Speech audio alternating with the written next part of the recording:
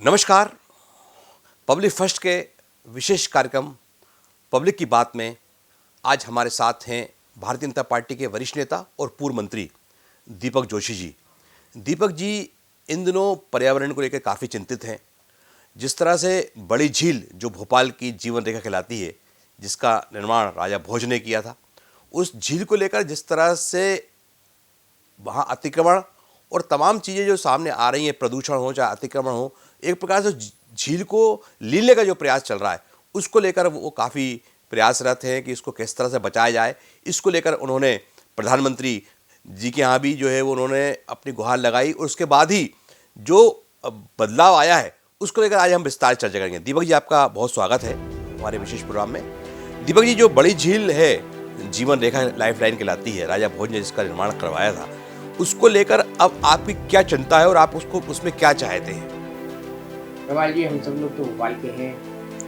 भोपाल में मेरे ख्याल से भोपाल के बारे में कहा जाता है कि चाल तो चाल भोपाल चाल बाकी सब तलैया है जी। झीलों की नगरी, 21-22 तालाब रहे जिनमें से 5-7 अब विलुप्त हो गए, 2-4-5 विलुप्त की कगार पर थे। ऐसे दृष्टिकोण में क्योंकि भोपाल से पढ़ा लिखा हूँ, भोपाल में बड़ा हुआ हूँ, मेरे कुछ मित्रों ने मुझे बताया कि एक रोड बनने के कारण भोपाल का बड़ा तालाब खत्म हो जाएगा। तो मैंने पूछा कैसे खत्म हो जाएगा? उन्होंने कहा मंडी द्वीप से फंदा कला एक वेस्टर्न बाईपास के नाम से रिंग रोड निकल रहा है, जिसके कारण से बड़ा तालाब खत्म हो गया। उन्होंने जब मुझे समझाया तो मैं निश्चित रूप से अचंभित रह गया कि योजनाएं किस प्रकार से बनती हैं। एक जब ये रोड मंडी द्वीप से आगे बढ़ता है 30 किलोमीटर में बिल्किसगंज झागरिया एग्जिस्टिंग पॉइंट जहाँ से रोड गुजरेगा, वहाँ से ऑलरेडी 60 किलोमीटर में बाईपास रोड है अभी एग्जिस्टिंग, उसी रोड में इसको जोड़ देना चाहिए। लेकिन इसको 12 किलोमीटर घुमा के फंदा कला ले जाएगा। अब फंदा कला ले जाने से जो भोपाल के नुकसान होगा बहुत बड़ा, वो ये होगा कि फंदा कला से बड़े तालाब के बीच में बहुत बड़ा एरिया है जिसमें करीब 12-15 गांव है। कोलांस नदी जो बड़े तालाब की जीवन रेखा जिससे बड़ा तालाब भरता है उसको कोलांस की सहायक नदी उल्झावन, ये सब उसी में से गुजरती है। आने वाले कल पे जब ये 12-15 गांव का सीपेज और ये नदियाँ जब बड़े तालाब में मिलना बंद हो जाएगी तो बड़े तालाब अपने आप खत्म हो जाएगा। इस कारण से मुझे बाद में मुझे लगा कि ये ठीक है, अपनी जगह है। लेकिन बाद में मुझे पता चला कि कुछ अधिकारियों ने, कुछ राजनेताओं ने, कुछ रसूखदार लोगों ने एक बाकायदा संगठित गिरोह बनाया और संगठित गिरोह बनाकर ये जो जमीनें थी इस हिस्से की फंदा कला से बड़े तालाब के बीच की, झागरिया के रोड के बीच की, ये सारी जमीनें इन्होंने बेनामी सौदों के तौर पर खरीदी और बेनामी सौदे करके आज ही तो कल एक बिल्डर के रूप में, कॉलोनाइजर के रूप में, अपने आलीशान महल के रूप में मकान बनाकर वहाँ पर वो अपनी ऐशो आराम की शान शौकत की ज़िंदगी जीना चाहते थे। लेकिन उस ज़िंदगी जीने के साथ उन्होंने कभी ये नहीं सोचा कि आज हम 1100 साल बाद भी राजा भोज को याद कर रहे हैं जी। कल को हम याद भी करेंगे तो रसूखदारों को इसलिए याद करेंगे कि इन्होंने बड़ा तालाब को खत्म किया था। तो दीपक जी, आप छात्र राजनीति से आते हैं, हमीदिया कॉलेज में आप प्रेसिडेंट रहे और काफ़ी लंबा समय आपने भोपाल विश्वविद्यालय तमाम जगह आपने देखा। इस स्वाभाविक है कि आपको भोपाल से लगाव तो रहेगा, लेकिन आपने कभी ये सोचा कि यहाँ के जनप्रतिनिधि हैं जो लंबे समय से राजनीति कर रहे हैं, चाहे किसी भी दल के हों, उन्होंने इस पर चिंता क्यों नहीं जताई जो चिंता आपने जताई? नहीं, देखिए, अब या तो उन पर खबर नहीं आई होगी या कहीं ना कहीं थोड़ा बहुत उनका भी लगाव उन लोगों के साथ रहा होगा जो जमीन की सौदागरी में होंगे, ऐसा मुझे लगता है। लेकिन मुझे ये लगता है कि बहुत बड़ी चिंता का विषय इसलिए है कि बड़ा तालाब हमारा रामसर साइट, मध्य प्रदेश का पहला रामसर साइट, आपको याद होगा भोजलेन बेटलेन की तरफ 300 करोड़ रुपया जापान सरकार ने बड़े तालाब के विकास के लिए दिया। आज वो रामसर साइट से हट जाएगा। 900-950 प्रकार के प्रवासी पक्षी यहाँ पर आते हैं, वो पक्षी विलुप्त हो जाएंगे। बिल्कुल। तो ऐसे दृष्टिकोण में जनप्रतिनिधियों को चिंता करना थी, लेकिन उन्होंने समय रहते इसकी चिंता नहीं की। लेकिन हम लोग भी कहीं ना कहीं उसी वर्ग से आते हैं। हमारे कुछ छात्र नेताओं को हमने इकट्ठा किया था, सेका कॉलेज के थे, MGM के थे, हमीदिया के थे। हम सब लोगों ने इकट्ठे होकर एक मूवमेंट चलाया था।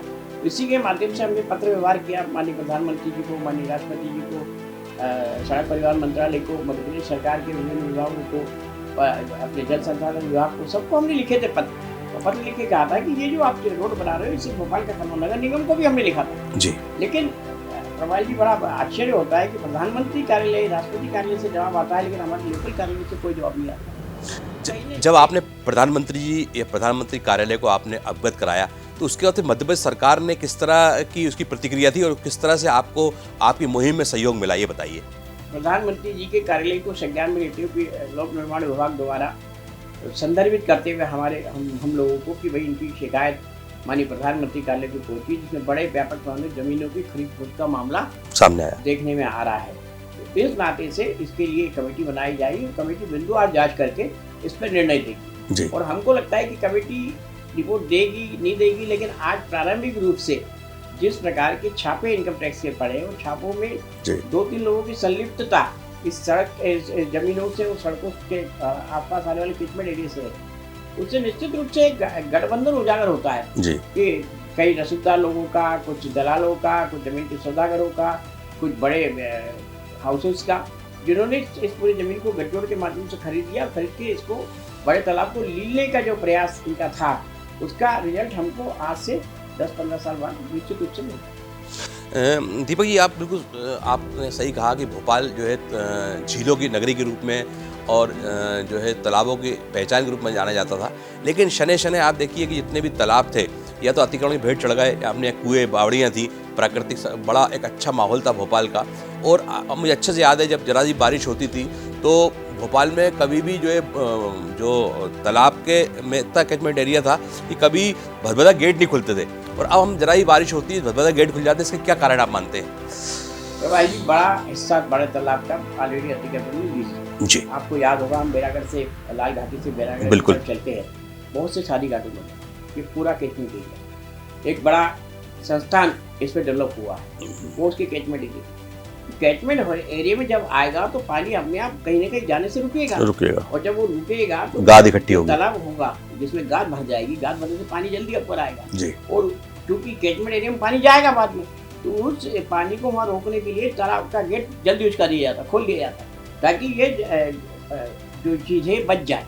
लेकिन मेरा ये मानना है कि इन चीज़ों को बचाकर हम दुनिया को क्या संदेश देना चाहते हैं। बिल्कुल, राजा भोज जिन्होंने 1100 साल पहले इस तालाब की स्थापना की, और कहा जाता है कि तालाब का पहला छोर यहाँ से जहाँ पर तालाब शुरू होता है भोजपुर मंदिर तक था। बिल्कुल, भोजपुर मंदिर के पास मंडी द्वीप गांव था, मंडी द्वीप था, वो ऑलरेडी द्वीप था, इसलिए उसको मंडी द्वीप नाम दिया गया।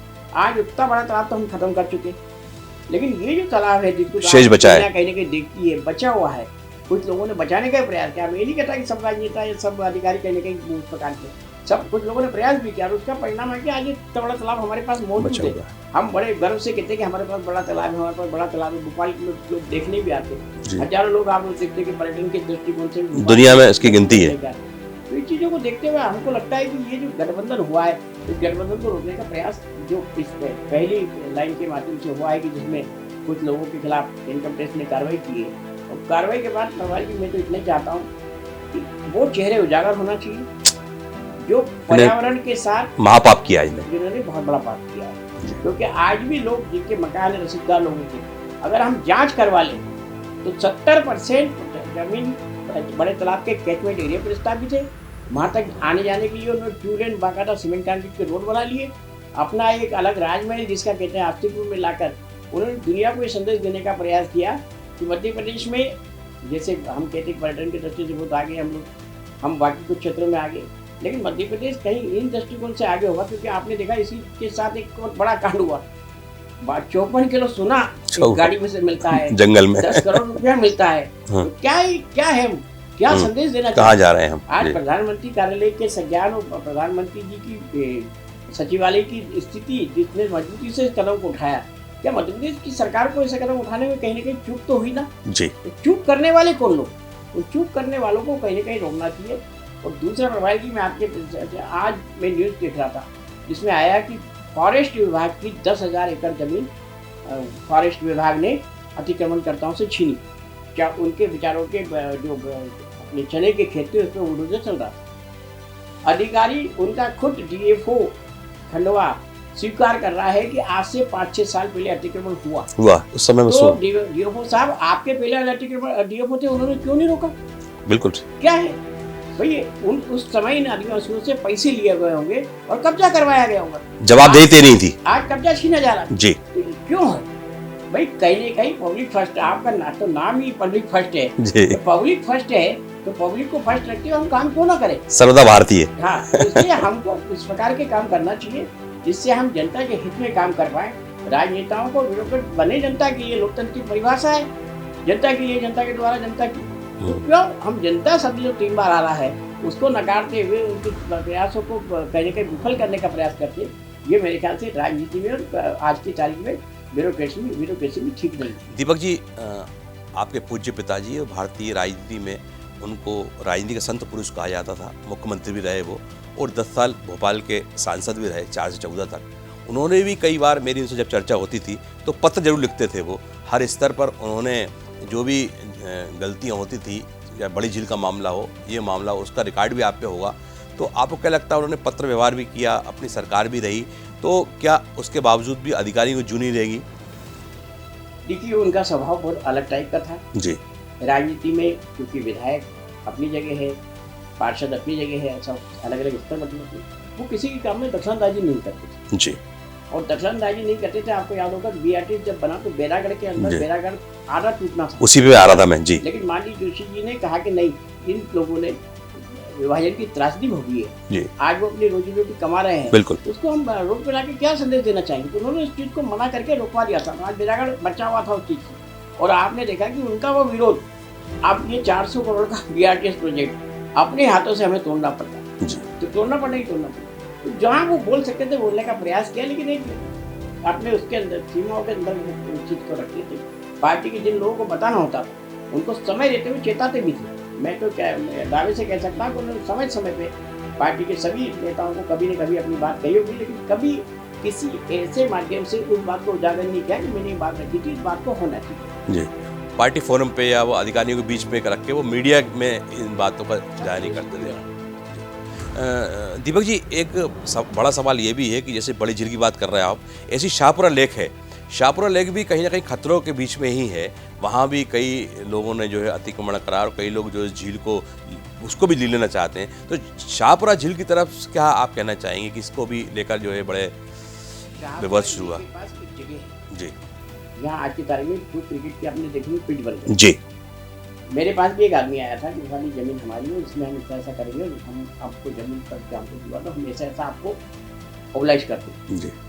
लेकिन एमएन बुश साहब जैसा व्यक्तित्व, उसने उस चीज को रोक के रखा। आज बुश साहब चले गए, बुश साहब के आने के बाद आपने देखा कि वहाँ व्यवस्थाएं बदल गई और अतिक्रमण शुरू हो गया। आज अतिक्रमण शुरू हो गया। तो जब हम इन चीजों को करके, शाहपुरा झील, आज नए भोपाल की 2 तो झीलें हमारे पास, चारगली वाली और शाहपुरा वाली, इन दोनों झीलों को अगर हम खत्म कर दें, नए भोपाल में बचेगा क्या जी। तो ऐसे दृष्टिकोण में सरकार को बहुत गंभीरता से इस चीजों को लेना चाहिए। अतिक्रमण के दायरे में तो आ गया, आपने देखा बिल्कुल बिल्कुल, चारों तरफ अतिक्रमण के दायरे में आ गए। तो अतिक्रमण को आज भी हम चाहे तो रोक सकते हैं। जब आप आदिवासी बेचारे जो छोटी छोटी जमीनों को लेकर उनको बुलडोजर चला रहे हो, और बुलडोजर चला के अपनी खुद की जिम्मेदारी फिक्स नहीं कर रहे हो, तो 4 साल पहले जिनने कब्जा किया था तो आपका हमला नहीं था क्या फॉरेस्ट का? तब भी आपका डीओ था, तब भी आपका रेंजर था, तब भी आपके फॉरेस्ट गार्ड थे, क्यों नहीं रोका? क्योंकि उन्होंने उस वक्त उनसे कुछ न कुछ लिया होगा और कब्जा करवा दिया। और आज जब जरूरत पड़ी तो बड़े बड़े आ रहे, मैं तो देख रहा हूँ बड़ी बड़ी हेडलाइन में आ रहा है 4000 10,000 करोड़ जमीन वापस ली, 10,000 करोड़ मुक्त की। अरे जमीन मुक्त कराओ, फॉरेस्ट भी तो लगाओ ना, जंगल भी तो दिखना चाहिए ना। जहाँ हिंदुस्तान का सबसे बड़ा जंगल हमारे पास था, मध्य प्रदेश सबसे ज्यादा वन क्षेत्र प्रदेश था, आज वहाँ जंगल तेजी से कट रहा है। ये 4-5 दिन पहले की रिपोर्ट है, मध्य प्रदेश का जंगल तेजी से कट रहा है। नर्मदा को लेकर माननीय शिवराज सिंह जी की चिंता थी, नर्मदा सेवा यात्रा भी उन्होंने निकाली थी, वृक्षारोपण का अभियान भी किया था। लेकिन हमें नहीं लगता कि इन अभियानों को पीछे मुड़ के अधिकारियों ने देखा। अकेले शिवराज सिंह चौहान इस लड़ाई को थोड़ी लड़ सकते। शिवराज जी के पीछे जो अमला है वो राजनीतिक जनप्रतिनिधियों का और दूसरा अधिकारियों का। चिंता उनको करना थी, लेकिन उन्होंने चिंता समय रहते नहीं। दीपक जी, अब अगला सवाल ये है कि शिवराज जी काफ़ी लंबे समय तक मुख्यमंत्री रहे और काफ़ी उन्होंने काम भी करवाए, लेकिन अब नेतृत्व परिवर्तन मध्य प्रदेश में हुआ है। पिछले 1 साल से डॉक्टर मोहन यादव के नेतृत्व में सरकार चल रही है। 1 साल अभी कल उन्होंने चिंतन मंथन भी किया है, अगला प्रोजेक्ट भी उन्होंने दिया है कि गरीब के और महिला, किसान और युवाओं पर फोकस करेंगे। आपको क्या लगता है मोहन यादव जी से आपको कितनी संभावना है कि वो इस दिशा में किस तरह काम करें, जो आपकी चिंता है? देखिए, मोहन यादव जी बेसिकली छात्र राजनीति से हैं जी, और विद्यार्थी परिषद से। आपने देखा होगा विद्यार्थी परिषद से शिवराज सिंह चौहान, नरेंद्र सिंह जी तोमर, कैलाश पटेल जी, डी शर्मा जी, सब विजय, मैं भी सब विजय थे। तो हम जिस ऑर्गेनाइजेशन में काम करते थे उस ऑर्गेनाइजेशन में हमेशा इस बात को कहा गया कि हम देश को बच्चा के जितना काम कर सकते उतना करना चाहिए। मोहन यादव जी के प्रारंभिक चरण में हम देखें कि कुछ कार्रवाई जो उन्होंने की थी, किसी कर्मचारी ने किसी नागरिक को पुकारा तो उसको तत्काल सस्पेंड करना, तत्काल उसको हटा देना पद से, तो कार्रवाइयाँ अगर जारी रहेगी, क्योंकि जनता का निजाम जो है, जनता की बात सुनने वाला अधिकारी तंत्र होना चाहिए। बिल्कुल, ये मोहन यादव जी ने प्रथम संदेश दिया था। जी, आज भी लगता है कि मध्य प्रदेश में मोहन जी के नेतृत्व में जो उन्होंने ग्लोबल समिट को एक जगह नहीं करके अलग अलग जगह करके जी, वहाँ की संभाग स्तर पे, वहाँ की आवश्यकताएं, वहाँ के संसाधन देखकर लोगों को आमंत्रित किया, और उसका परिणाम मेरे ख्याल से अगले 2-3 साल में मध्य प्रदेश को मिलेगा। और अभी तो कल जो उन्होंने नदी जोड़ो अभियान अटल जी के जन्मदिन को शुरू करवाया, बेतवा के तो बुंदेलखंड समूचा कहीं ना कहीं उसमें आ जाएगा। और उन्होंने मंच से कहा कि आप जमीनें मत बेचो जी, क्योंकि जमीन आपकी 4 गुना 6 गुना आपकी इनकम को, बुंदेलखंड जो सूखे की चपेट में रहता था जी, तो एक विजन तो उनका है अपने मध्य प्रदेश के बारे में जी, और विजन है और युवा है, इस नाते से काम करेंगे। मेरे को लगता है कि जो भारतीय जनता पार्टी का उद्देश्य रहा है कि जनता के साथ मिलकर काम करने का, वो पूरा हो। दीपक जी, एक अगला सवाल ये है कि युवा बड़ी संख्या में जो हमारी मेन पावर है, युवा भी इन दिनों कहीं ना कहीं भटक रहा है और वो कहीं ना कहीं विदेश में अब अपनी भविष्य को तलाश रहा है। आपको क्या लगता है कि युवा, क्योंकि आप छात्र राजनीति में रहे हैं, युवाओं के साथ आपका काफ़ी अट्रैक्शन रहा है, कि युवाओं को किस तरह से देश से मध्य प्रदेश जोड़ें, इसके लिए क्या आपका मत है? देखिए, मध्य प्रदेश में शिक्षा संस्थानों का विस्तार हुआ है जी, आपने देखा कि पहले 5-6 medical college, 30-22 medical college, engineering college आए हमारे पास, दूसरे रूप से पॉलिटेक्निक, ITI, जैसे रोजगार कार्य प्रस्तावित हुए। जी, शिक्षा के क्षेत्र में भी जो नई शिक्षा नीति आई, उसको अपनाने वाला मध्य प्रदेश पहला प्रदेश रहा है। तो ऐसे दृष्टिकोण में आज की तारीख में जो पलायन की स्थिति है, कम तो हुई है, जी, लेकिन ये भी स्वीकार करने में कोई बुराई नहीं कि हम उनको वो काम नहीं दे पा रहे जो उनकी रुचि का है। जी, तो रुचि के काम को शायद जोड़ने के लिए अभी जो ग्लोबल इन्वेस्टमेंट जो कॉन्क्लेव हुए रीजन वाइज, जी, इन रीजनों से शायद उन्होंने लोगों को सोचा होगा कि किसको क्या काम देना, किसको क्या काम नहीं देना, इस पर शायद कोई मंथन होगा। और मंथन करने के बाद मुझे लगता है कि उस हिसाब की कार्रवाई शुरू होगी। मैंने मुख्यमंत्री जी का देखा था कि रोजगार को बढ़ावा देने के लिए जो कौशल का उन्नयन है, उसको उसी सेक्टर में, जिस सेक्टर की जरूरत है उसके अनुसार करने का उन्होंने मैंने कहीं उनका मैंने देखा था। अगर उस तरफ वो जाते हैं तो निश्चित रूप से जो मध्य प्रदेश का कौशल उन्नयन का विभाग आज की तारीख में थोड़ा सा अन्य राज्यों की तुलना में पिछड़ा हुआ है, उसको आगे बढ़ने का एक बहुत अच्छा मौका मिलेगा। दीपक जी, हमारे दर्शकों के जहन में एक सवाल ये रहा कि आप लंबे समय भारतीय जनता पार्टी में रहे, फिर कुछ समय ऐसा आया कि आपको कांग्रेस में जाना पड़ा, वापसी, फिर घर वापसी भी आपकी हुई, तो इस दौरान आपका अनुभव कांग्रेस में कैसा रहा और आप भारतीय जनता पार्टी में आप कैसा महसूस कर रहे हैं? मैंने तो पहले भी कहा था कि मैं राजनीति के रूप में आया, मैं खिलाड़ी के रूप में आया जी, और मैंने जब बीजेपी छोड़ी थी तब मैंने उनसे यही कहा था कि मुझे भी खेलने का मौका लो, आप नेशनल टीम में लिए तो डिस्ट्रिक्ट में रखो, डिस्ट्रिक्ट में रखो, डिस्ट्रिक्ट में मैदान में रखो, लेकिन मैदान में खेल लो तो मैं क्या काम करूँ? बिल्कुल, उस मैदान की तलाश में मैं शायद वहाँ गया था। मैं माननीय कमलनाथ जी और दिग्विजय सिंह जी, दो नेताओं को निश्चित रूप से कह सकता हूँ, या तो मेरे पारिवारिक पृष्ठभूमि के कारण या कहीं न कहीं किसी कारण से, दोनों लोगों का एक विजन मेरे प्रति बहुत सकारात्मक था। और मुझे लगता है कि आज भी मध्य प्रदेश की कांग्रेस में सबसे बड़ी कमी है कि इन दोनों लोगों का जो उपयोग होना चाहिए वो ढंग से नहीं हो पा रहा। मैं ये नहीं कह सकता, मैं किसी का विरोध भी नहीं करना चाहता, कांग्रेस का अपना सोचना है, लेकिन कांग्रेस ने अभी जो नई परिवर्तन लाया है, उस परिवर्तन में टीम जब तक काम नहीं करेगी, अकेला एक आदमी कुछ नहीं कर सकता। अभी हम टेस्ट मैच देख रहे हैं ऑस्ट्रेलिया में, क्यों भारत की टीम आती, 2-3 हमारे जो सब फेल हो रहे हैं। तो ऐसे दृष्टिकोण में इन फेलियर को रोकने के लिए जो टीम वर्क होना चाहिए वो है नहीं। आप देखते हैं कि किसी का बयान किस प्रकार का आता, किसी का बयान किस प्रकार का आता।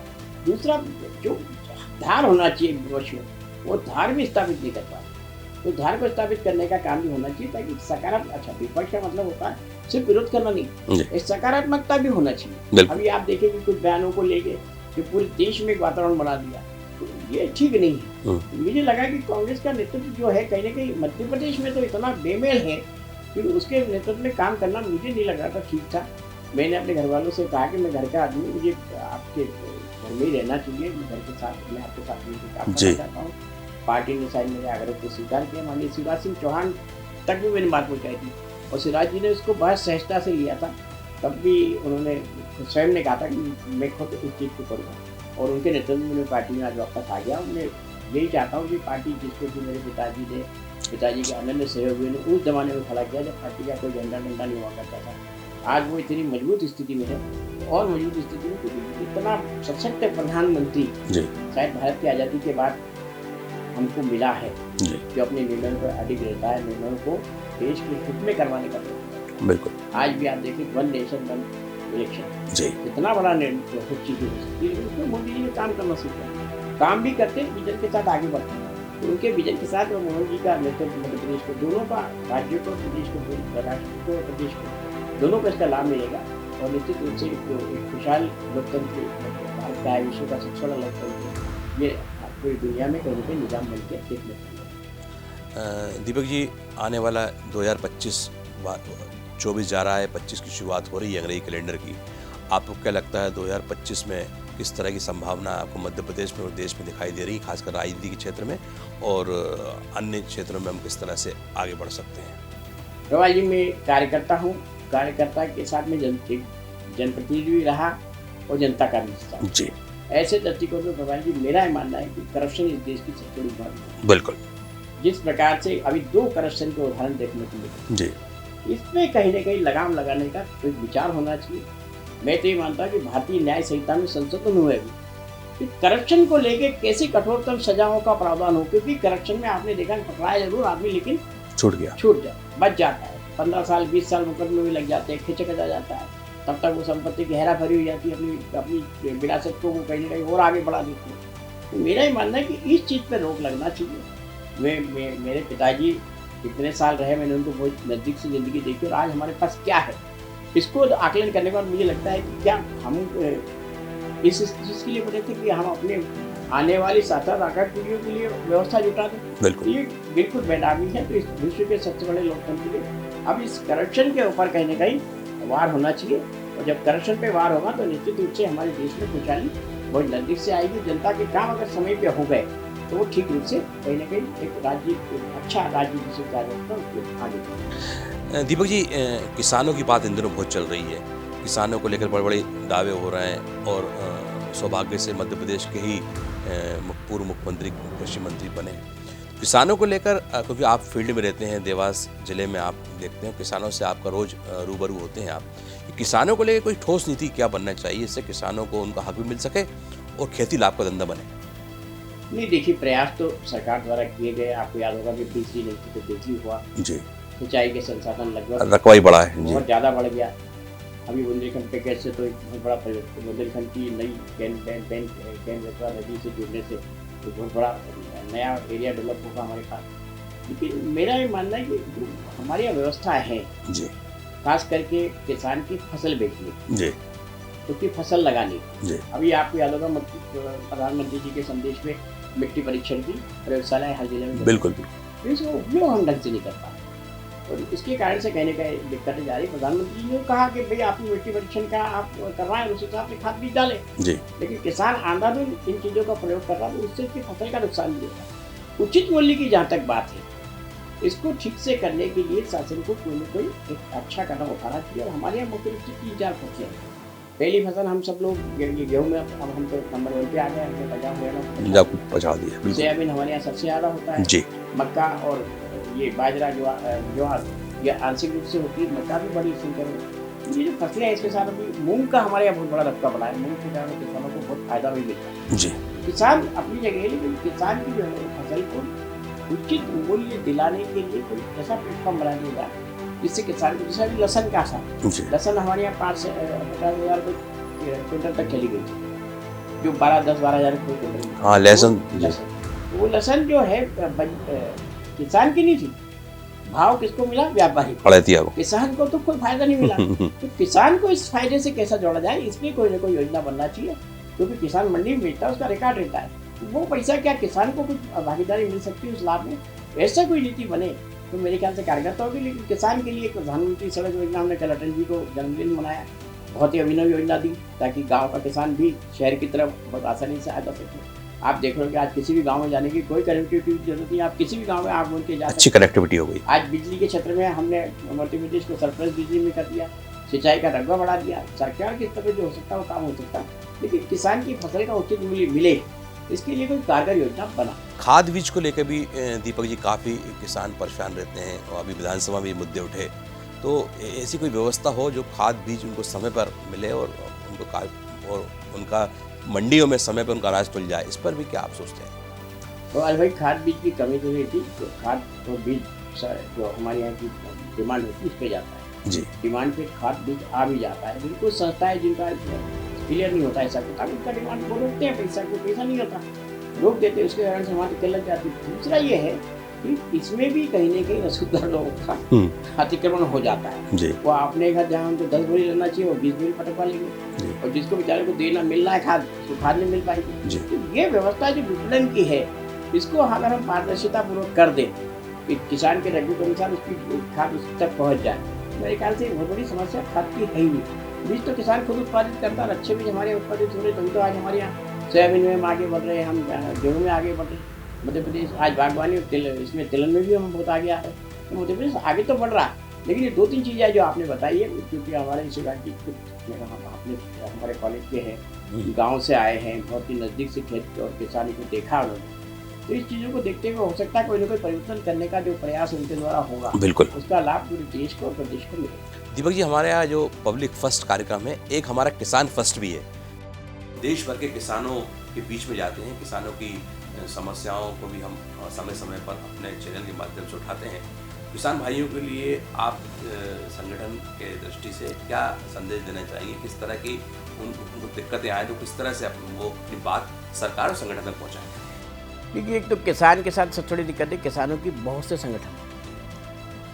भारतीय किसान संघ एक संगठन है जो कहता है कि हम लेंगे पूरे दाम, देश के हित में करेंगे काम। वो ये नहीं कहते कि हम आए या जनता काम करेंगे, हम अपनी फसल उगाएंगे उसके दाम पूरे लेंगे, ये उनका नारा रहता है। सरकार से बात करने का प्रयास भी होता है। लेकिन पंजाब और हरियाणा के बॉर्डर के जो आंदोलन हमने देखे, और उस आंदोलन में आपने देखा कि लाल किले पर एक झंडा फहराया गया, तो इस प्रकार की गतिविधियाँ क्या आप देश से बड़ा अपने आप को सोचते हैं? आज हम दूसरे देशों की तुलना करें तो कहीं न कहीं इस प्रकार के जो तत्व आ गए हैं, बहुत कम संख्या में है ये लोग, लेकिन ये देश की फिजा बिगाड़ने का प्रयास करते हैं। सरकार अपनी तरफ से बात करने का प्रयास करती है, अपनी प्रतिनिधि भेजती है, लेकिन कहीं न कहीं कमी मुझे लगता है निचले स्तर पर।